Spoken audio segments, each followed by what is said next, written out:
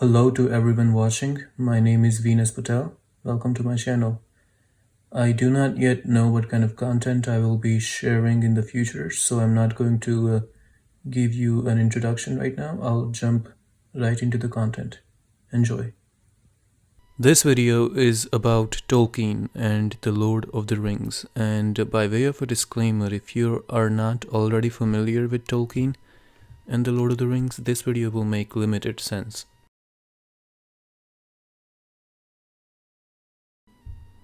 The American psychiatrist Dr. Irvin Yalom wrote in 1989 that we all die twice.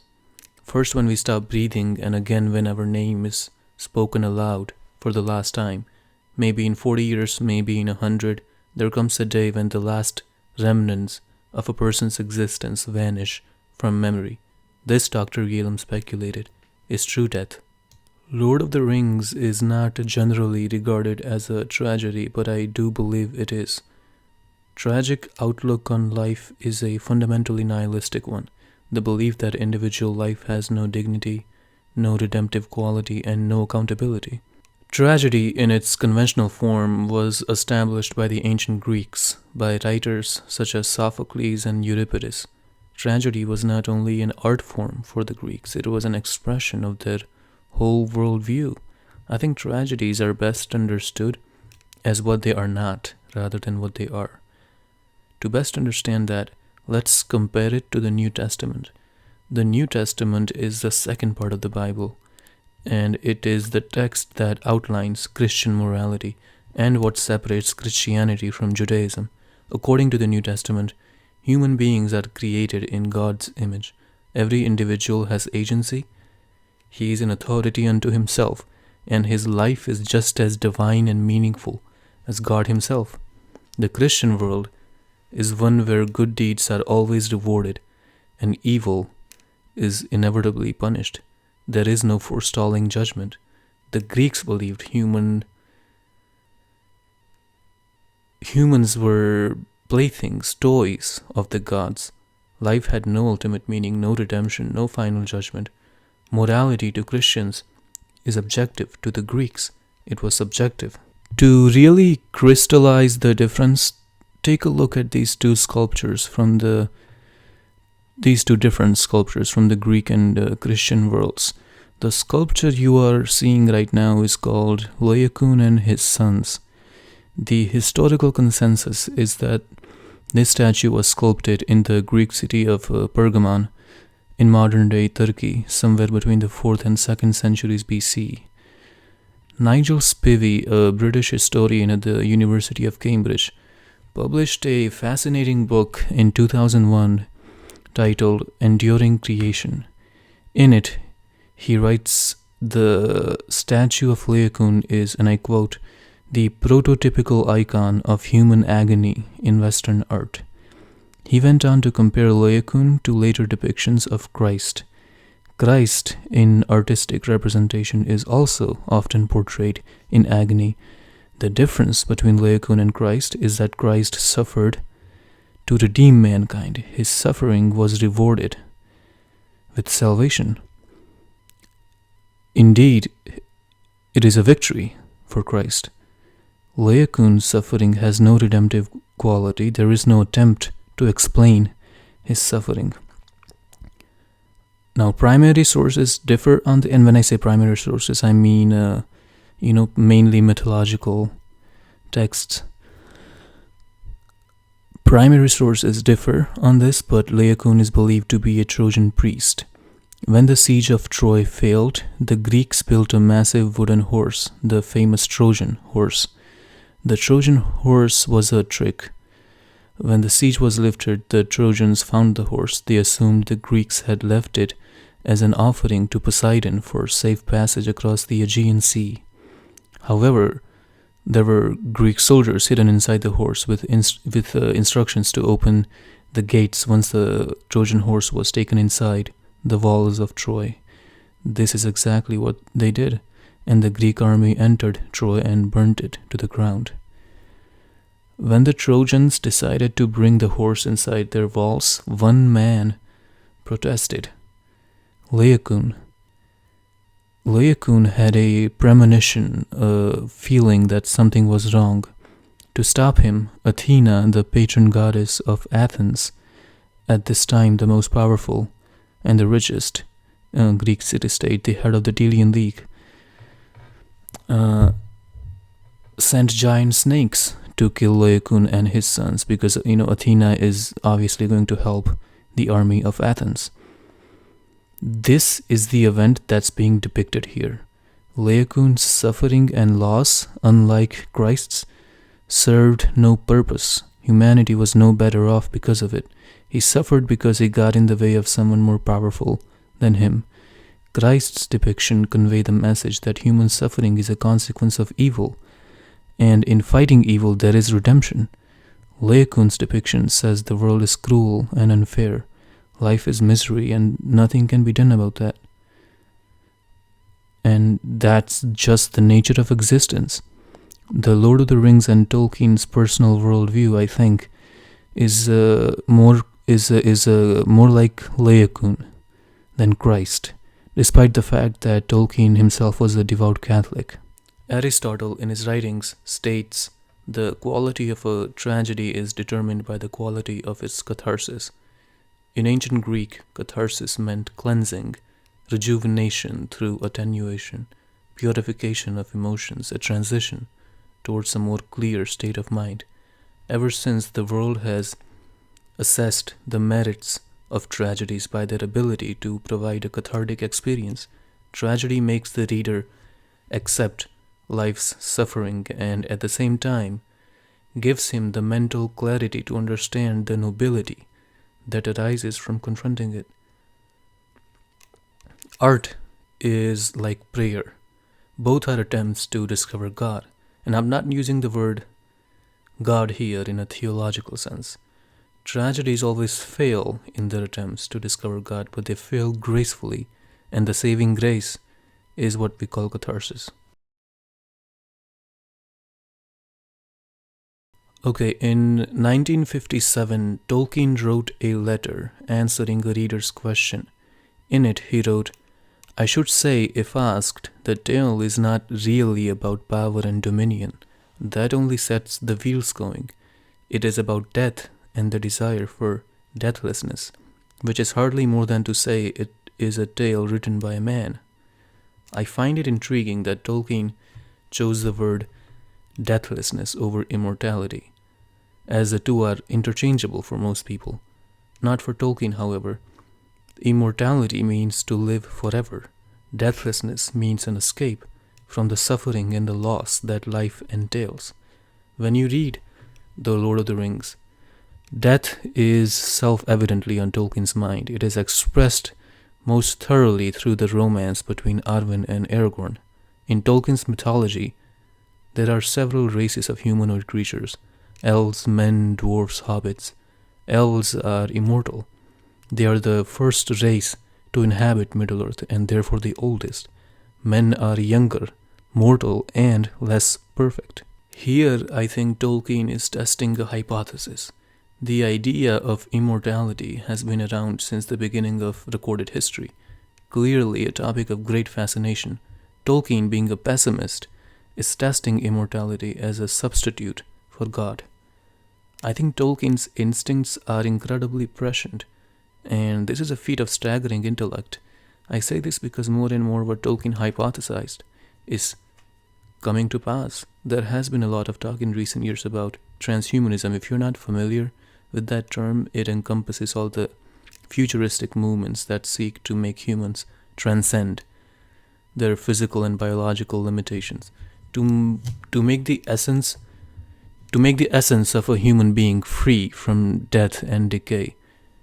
Death to a transhumanist is like the coronavirus, a disease that must be cured. I am rather cynical of this sort of thinking, and because I see it as a continuation of the failed utopian ideologies of the 20th century, a failed religion, if you will, a synthetic replacement for the old value systems. Tolkien viewed immortality, or to use the term of his preference, deathlessness, as a failed god. A prime example of this are the Nazgul. The Nazgul were once kings, great kings of men, and in their blind desire for deathlessness, they fell into the service of Sauron. Soon they ceased to be human. The elves of Middle-earth eventually came to envy the mortality of men, even referring to it as the gift of men. To understand Tolkien's reasoning, we again have to compare and contrast. Tolkien uses the phrase the circles of the world quite often in his indexes and in the Silmarillion. In order to fully understand this phrase, let's take a look at these two pictures. These are two images from a project one of my classmates did a few years ago. Both pictures were taken in New Orleans, Louisiana, roughly 50 years apart. I did a little social experiment with my friends and family. I showed them both pictures and I asked, which one feels more welcoming, which one feels more intimate, and which one feels more inhuman? The results were unanimous. The picture on the left was perceived by everyone to be warmer and more inviting. The picture on the right invokes machinery. It's less lively. Everyone gave various reasons for their choice, but I think the real reason is rather elusive.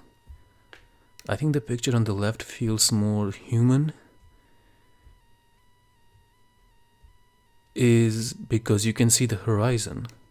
The picture on the right is an aerial view. It's an infinite concrete jungle. There is no visible end. You might be wondering, how does this connect to the Lord of the Rings? Well, let's get to that. I think it has to do with limitations. When Tolkien says the circles of the world, I think he is referring to the conditions of existence. Men in Middle-earth are finite creatures. They have a lifespan, they have a visible end. They are not infinite. The elves are endless. They are not confined by the circles of the world. Their fate rises and falls with the world. Men are confined by death. Their fate is separate from the world. By being finite, by having a life that includes ascension and decline, their existence is outside the circles of the world. Take a look at this scene from the film adaptation of The Two Towers. Our time here is ending. Arwen's time is ending. Let her go. Let her take the ship into the west. Let her bear away her love for you to the undying lands. There it will be evergreen. But never more than memory. This scene is a slightly amended version of a conversation Aragorn has with Arwen as he is dying. Arwen has two choices. She can either leave Middle-earth and, to quote Tolkien, bear away into the west the memory of our days together, that shall there be evergreen, but never more than memory. Or she can stay in Middle-earth and abide the doom of men. She will die, but she will not be bound forever to the circles of the world, and beyond them is more than memory. A day may come when the human race ceases to exist, when all memory of humankind disappears. Does that make our existence worthless? If you were to die right now, along with every living human, would you be glad that you existed? Would you think it was worth it? I think this is the question Tolkien is asking. Life is all about decisions, having variable courses of action in front of you and choosing. So just imagine the alternative. Imagine an Egypt where the pyramids of Gaza do not adorn the banks of the Nile. Imagine a Constantinople where the dome of the Hagia Sophia does not look out over the Bosphorus. Imagine a Greece where the Parthenon does not dominate the Athenian Acropolis. Imagine Paris without the Cathedral of Notre Dame, Rome without the Colosseum, Agra without the Taj Mahal, Middle-earth without Rivendell, without the Lonely Mountain, without Minas Tirith, without the Shire. Somehow, even if it can't ever be fully articulated, Tolkien is saying this would be a lesser world, a less worthy world, a sad, empty, and hollow world. The fact that people lived here and built these amazing things made him feel this world and our existence is better than the alternative.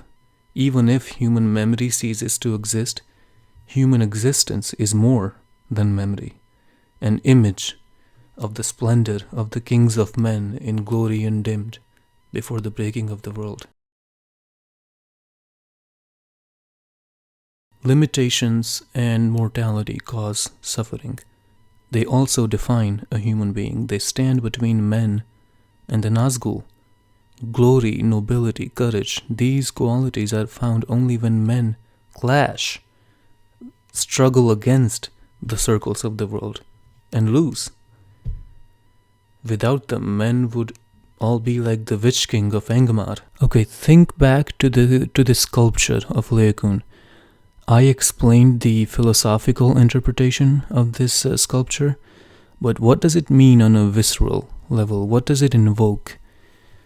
I have encountered Laocoon and his son several times in various art history books.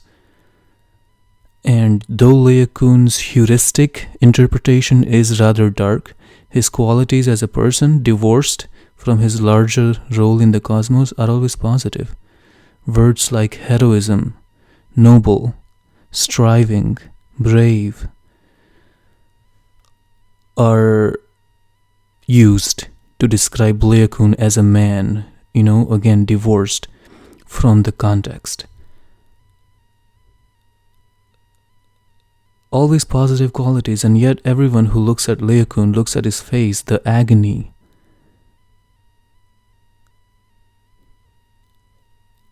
See, this is something that if you try to think this through logically, you end up confused, basically. If you think this through logically, then it makes no sense. But if you imagine it, then you see the point. You see why someone went to the length of making this statue. I am reminded of graffitis.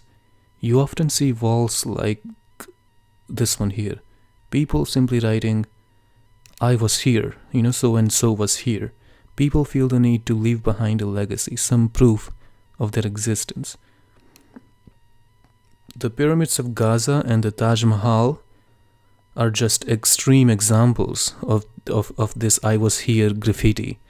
This impulse to leave a legacy with full awareness that your legacy is, in the words of King Solomon, vanity and vexation of spirit. But this vanity is the closest things humans have to a god. If that impulse does not matter, nothing in this world does. The Lord of the Rings, I think, is best summarized in the words of the late Irish writer James Joyce. Welcome, O life. I go to encounter for the millionth time the reality of my experience, and to forge in the smithy of my soul the uncreated conscience of my race. Hello everyone, thank you for watching. I hope you enjoyed watching that video as much as I enjoyed making it. If you know anyone who enjoys this kind of content, send them my way. Like, share, subscribe, you know the drill, you probably heard it a million times before on YouTube.